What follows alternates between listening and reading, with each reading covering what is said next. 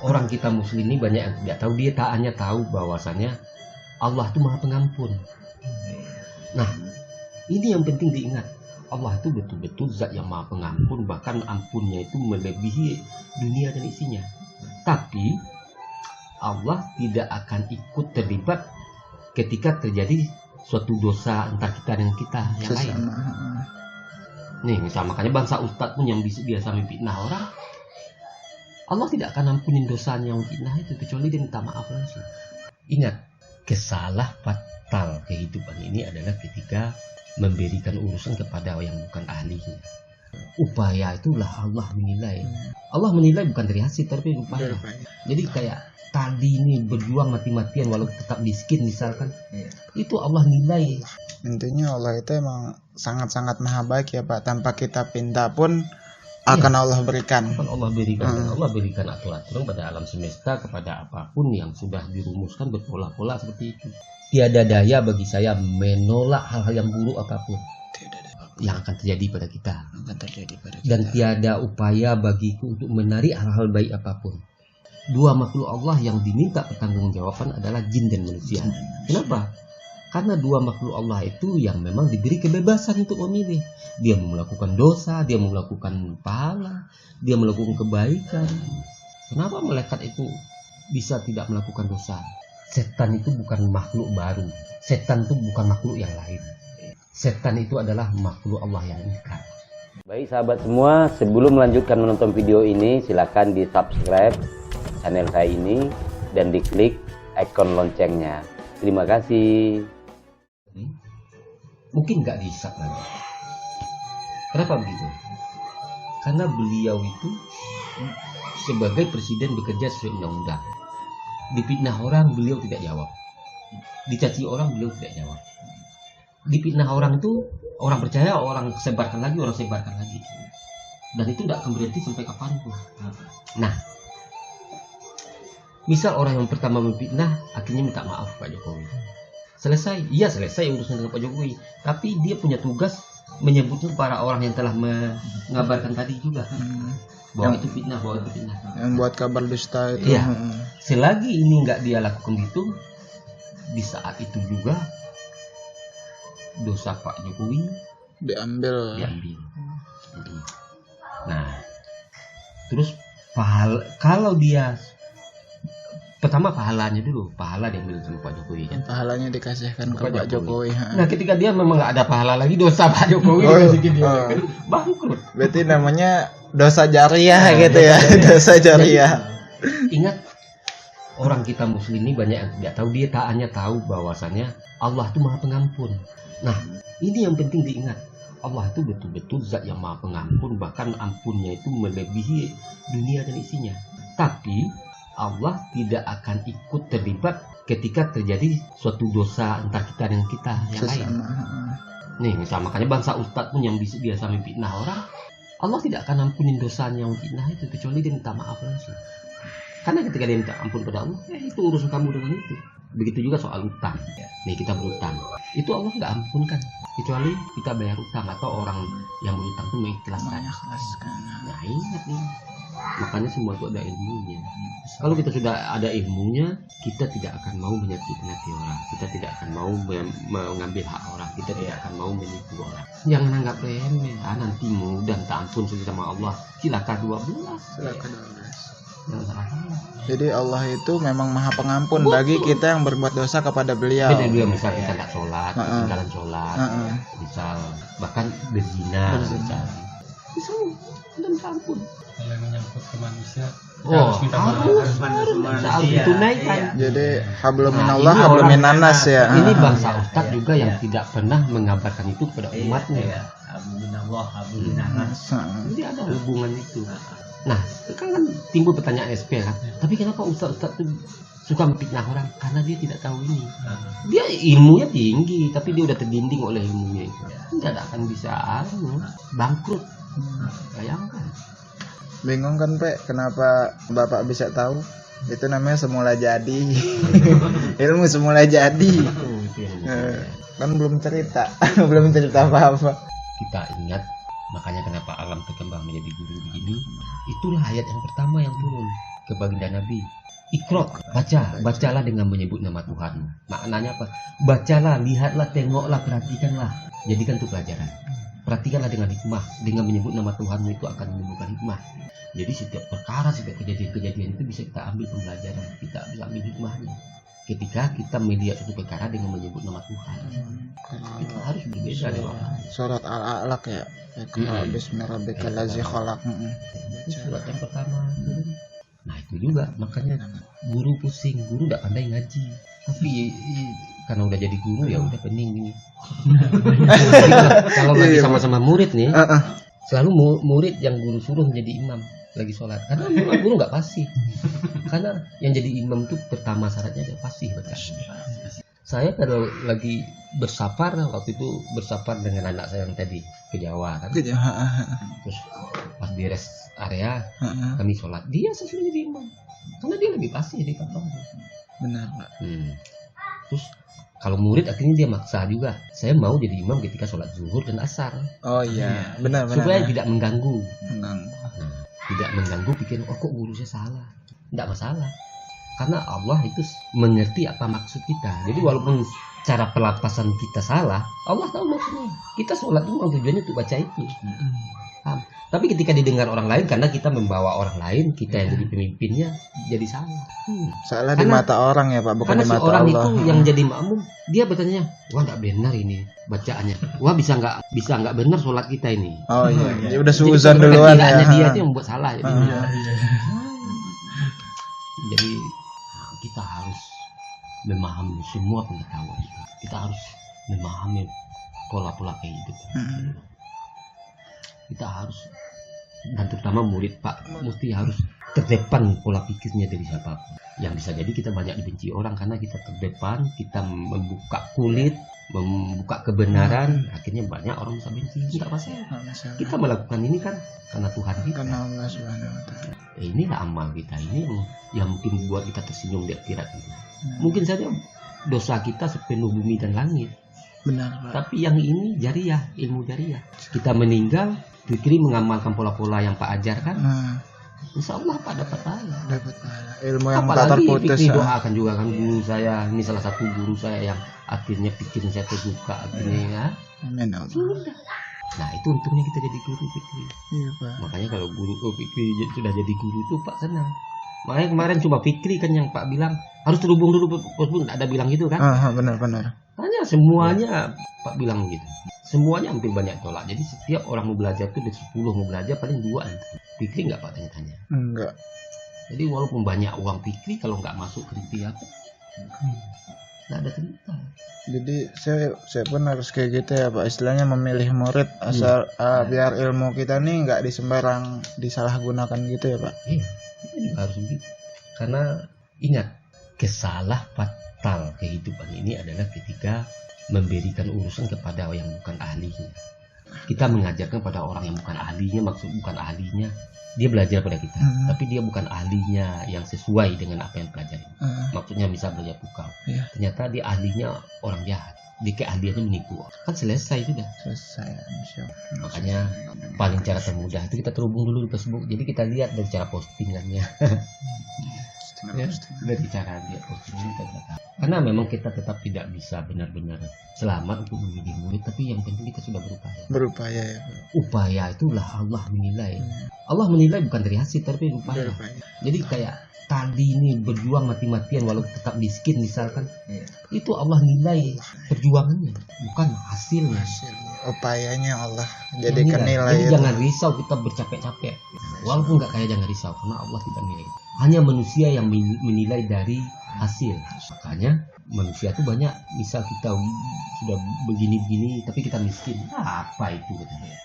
Guru besar apa gitu, hidupnya dia susah. Tapi Allah menilai dari upaya kita.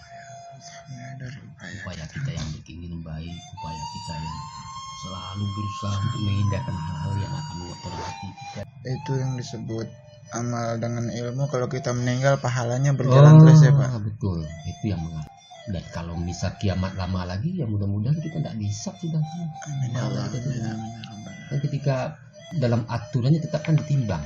ditimbang antara pahala dengan dosa. Nah, itu sebabnya kenapa disebut Islam menjadi rahmat bagi semesta alam, karena mengabarkan kebaikan itu, memberi pemahaman kebaikan. Bukan kita belajar agama untuk menyalah-nyalahkan orang, mengkafir-kafirkan orang. Belajar agama adalah untuk memperbaiki diri kita. Bukan tuh, itu salah itu. Tidak ada dalil, tidak begitu. Kecuali orang yang menipu, kita wajib bersuara. Kecuali orang yang bodohi kita wajib bersuara. Karena setiap orang menipu bertujuan tidak baik untuk umat. Karena setiap orang yang membodohi tidak baik untuk umat. Kalau dia melakukan kejahatan untuk dirinya sendiri saja, itu biasa. Dan itulah yang membuat kita memang selalu diselamatkan Allah. Kalau Pak mungkin udah dari dulu Pak mati, Pak dikeroyok, macam-macam, nggak mati-mati dia. Mungkin karena perilaku baik itu. Allah selamatkan dengan cara Allah ya Pak. Dengan cara Allah. Jadi keajaiban. Itu aja sebenarnya. Dan jangan pernah kita menganggap kita diselamatkan oleh ilmu kita. Tantangan. Diselamatkan Allah melalui ilmu saya, melalui tenaga dalam saya, melalui pukau saya. Jadi kita nggak terlinding dengan ilmu ini ya Pak. Nggak boleh. Makanya kenapa murid-murid tidak Pak suruh untuk berwirid, supaya dia berwirid bukan karena ilmu, karena Allah Subhanahu wa ta'ala. Makanya kayak Fikri Pak kasih wirid kan, Iya, terserah Fikri kan gitu. Sebab ketika dia mengamalkan itu bukan ikhlas karena Allah, supaya ilmunya bertambah-tambah, kekuatannya, itu sudah salah. Melenceng ya Syirik. Pak, syirik. Artinya kita ingat, makanya kejadian masa lalu ketika Nabi Musa ketemu sama orang yang sampai cekung batu buat sujudnya kan, ternyata nggak diterima Allah ibadahnya. Dan apa penyebabnya? Karena dia melakukan ibadah itu karena takut masuk neraka. Jadi kalau Allah tidak ciptakan neraka, dia tidak akan sholat kan itu. Benar. Ya kan? Benar. Nah, jadi kita lakukan semua karena Allah. Ingin bersua dengan Allah. Bersua apa Pak? Bertemu. Bersua artinya bertemu. Bersua dengan Allah Subhanahu wa ta'ala. Bukan karena ilmu, bukan ini. Ini pelajaran Nah, juga kita buat hadiah-hadiah ya, Pak. pada guru kita bukan untuk supaya ilmu juga. Ini orang yang telah mengasih tunjuk ajar kepada saya. Makanya saya hadiahkan hadiah.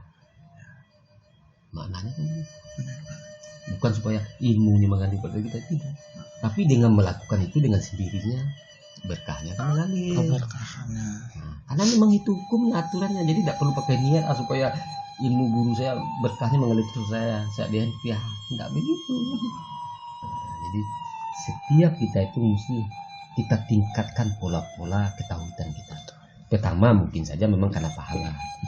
Pertama karena kita belum paham, bisa jadi karena berkah guru yang kita inginkan. Tapi setelah kita memahami lagi baru. Karena dengan memahami kita melakukan itu memang berkah akan turun sendiri, tidak perlu dengan niat kita. Itu sebabnya dinilai sesuatu itu sesuai dengan niat. Niat salah memang salah, walaupun hasilnya baik. Tetap karena salah di awal ya Pak. Jadi salah semua. Intinya Allah itu emang sangat-sangat maha baik ya Pak. Tanpa kita pinta pun akan Allah berikan. Akan Allah berikan. Allah berikan aturan pada alam semesta, kepada apapun yang sudah dirumuskan berpola-pola seperti itu. Kalau kita sudah mengerti polanya tanpa niat, pola itu akan terjadi. Sama halnya tanpa niat, 1 tambah 1 ya tetap 2. Tidak ada cerita. Karena kita udah mengerti ya Pak hitungannya seperti itu. Benar-benar. Gitu. Jadi tidak ada itu. Ini yang sebenarnya pengetahuan. Kan kalau ilmu pukau tuh efek samping aja nanti karena kita menolong orang atau apa, tapi yang untuk kebersihan diri yang berbicara cara kayak gini hal yang kayak gini. Ini untuk rem kita juga ya Pak. Iya. Tidak. Ketika hati kita sudah biasa begitu, ya toh, akhirnya kita berbicara, Allah yang berbicara. Iya benar. Ketika kita ngobatin orang, Allah yang ngobatin. Karena kita kena Allah semua. Semua Allah yang kita bawa, semuanya Allah ya Pak. Ketika kita memukau SP, Allah yang memukau. Allah. Kan begitu ya. Benar. Ketika kita menyuruh tadi, Allah yang menyuruh. Ketika kita menyuruh Fikri berbuat baik, Allah yang menyuruh. Tidak ini pahala. Makanya menjadi pembelajaran juga bagi kita kesufiannya wanita itu. Siapa namanya? Al-Badiyah, siapa? ya Robi apa namanya ya itulah. Yang penting kan udah paham. Adawiyah. Lupa. Robiah al-adawiyah. Jadi intinya la haula wala quwata illa billah ya Pak. Tiada daya, tiada upaya, semuanya Allah ada itu. Lain lagi. Beda lagi Pak, beda. Dalam kata-kata zahirnya kan memang itu artinya. Tiada daya dan upaya bagi saya. Yang diartikan dimaknakan dalam Al-Quran pun bahasa Indonesianya kecuali Allah kan. Allah. Sebenarnya tidak begitu. Tiada daya bagi saya menolak hal-hal yang buruk apapun yang akan terjadi pada kita. Dan tiada upaya bagiku untuk menarik hal-hal baik apapun. Ila kan kecuali. La haula wala quwata illa kecuali. Billahil aliyil azim. Bila itu adalah dengan Allah. Bi itu dengan. Jadi kita bersama Allah, bukan karena Allah. Kita bersama Allah. Dengan ikhlas itu kita akan selalu bersama Allah. Makanya kalau kita bersama Allah baru terjadi billahil azim. Makanya bi dalam bahasa Arab itu kan artinya dengan. Dengan kan maknanya bersama. Fikri dengan Beni. Kan kita bersama ya, Pak. Bukan hanya Allah, bukan hanya dengan itu lebih dari satu orang. Universal buat semua. Ya. Jadi tidak ada daya bagi saya, tidak ada upaya bagi saya kecuali dengan Allah, kecuali bersama Allah. Jadi, kita ini diberi nilai sendiri oleh Allah bahwasanya kita itu memang makhluk yang Allah muliakan, sehingga akhirnya dengan bersamanya, bukan kecuali Allah. Kalau kecuali Allah berarti hanya satu, bukan majemuk. Ini kita dengan Allah. Kenapa harus dengan kita dengan Allah? Karena dua makhluk Allah yang diminta pertanggungjawaban adalah jin dan manusia. Kenapa? Karena dua makhluk Allah itu yang memang diberi kebebasan untuk memilih. Dia mau melakukan dosa, dia mau melakukan pahala, dia melakukan kebaikan. Hanya dua itu. Jadi kita walaupun kita belajar agama, hebat agama kita, tetap saja bangsa ustadz banyak yang berdosa.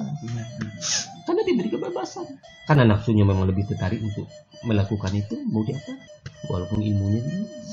Kalau bangsa ustadz, tentu dia lebih tahu dari kita. Tapi dia kenapa melakukan itu? Nah itulah Allah memberi kebebasan. Jadi Allah tidak ada intervensi kepada manusia untuk kita melakukan apa-apa. Dengan tidak melakukan intervensi itu nanti kelak tunggu saja pembalasannya seperti apa. Itu boleh kita bergembira, lantang suara, berbuat seenak kita boleh. Allah tidak melarang. Allah hanya menasihati. Inna adabila sadid, sesungguhnya azabku sangat pedih. Coba itu. Tidak diingat. Sesungguhnya azab sangat pedih. Tidak dibilang memerintahkan kita hanya untuk berlaku baik saja. Tidak memaksa memerintahkan. Makanya duhai manusia dengan bahasa kasih sayang, tidak memaksa. Hei manusia, tidak begitu, duhai. Dan kenapa malaikat itu bisa tidak melakukan dosa? Ya kita kalau dijadikan malaikat juga akan begitu. Karena malaikat adalah program yang telah ditanamkan pada tubuhnya untuk melakukan itu, yaitu aja yang dilakukan. Sama halnya program yang telah ditanamkan oleh penyedia seluler, handphone ke kartu kita. Ketika kita belum isi pulsa, nggak bisa lagi. Nelfon. Itu program, dia akan program itu dia taat betul dengan apa yang memprogramkan. Kalau manusia diprogram untuk bebas memilih apapun. Nah itu sehingga kebebasan itulah yang nanti akan diminta pertanggungjawaban, bukan karena lain. Berarti dia digugur. Allah membebaskan manusia individu ya, mau berbuat jahat mau berbuat baik itu tergantung manusianya. Jadi nggak ikut membelokkan si ini harus sini itu enggak. Terus kedua, setan banyak yang pikir udah tahu. Setan itu bukan makhluk baru. Setan itu bukan makhluk yang lain. Setan itu adalah makhluk Allah yang ingkar, yang dia terjadi dari jin dan manusia. Jadi ketika ada manusia yang ingkar, itu memang disebut setan. Cuma kan kita selalu, banyak setan di sana. Jadi kasihan bangsa jin itu, apa bangsa jin yang disalahin. Padahal yang disebut setan itu adalah makhluk Allah yang ingkar, baik dia jin maupun manusia. Sifat ya Pak. Sifat. Penyebutan. Lain dengan iblis. Paham kan? Paham. Jadi misal tadi ngajak guru, bisa guru di sana banyak cewek cantik, murah-murah lagi guru. Itu udah setan. Kan setan selalu mengajak. Iya. Mengajak pada keburukan. Iya setan bener. Baru ini nggak.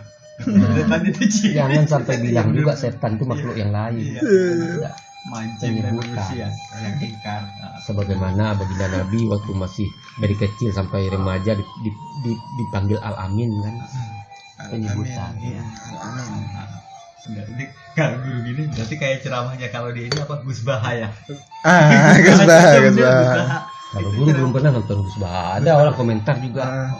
Gus Baha juga menyejukkan guru gitu. Kayak guru Tapi cuma guru dia belum pernah. nggak pakai bahasa Indonesia guru, bahasa Hmm, Jawa. Cuma nonton Nggak ngerti ya tuh. Bahasa Jawa. Bahasa Jawa. SP yang ngerti. Makanya bahasa Dia Jawa sama tadi yang ngerti. Iya makanya kalau guru pandangannya sama Gus Baha sama kayak gitu ya.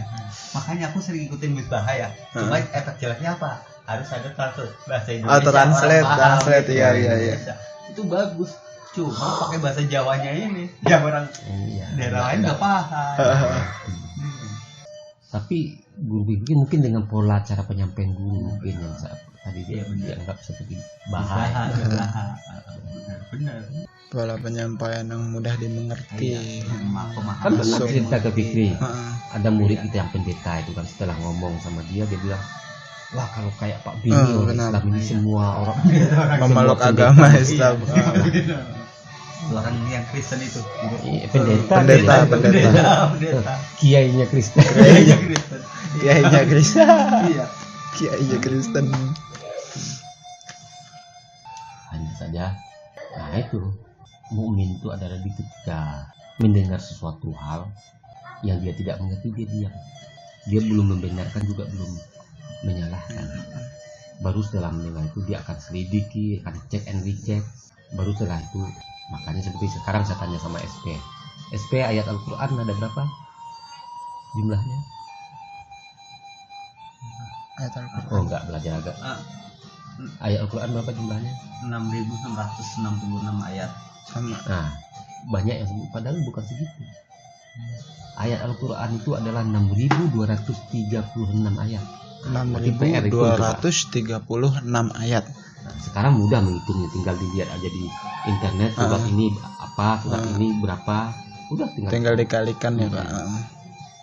6.230 Iya, 6236. 6236 136 ayat. Nah, kebodohan kita itu mendengar apa? Guru-guru kita dulu itu bisa jadi tidak ingin membodohi, tapi dia menghitung karena dulu zaman dulu menghitung kan silap lagi karena banyak. Benar-benar Pak. Nah, kita kalau mendengar informasi itu mesti Menyelidiki ya Pak. menyelidiki baru mengiyakan. 6236. Nanti kapan-kapan kita buat video soal itu. Iya Pak. Atau untuk konten Konten. Fikri. Iya, Biar alhamdulillah. cepat naik ini. Amin ya Allah. Terima kasih. Ya, itu ada di sini nih.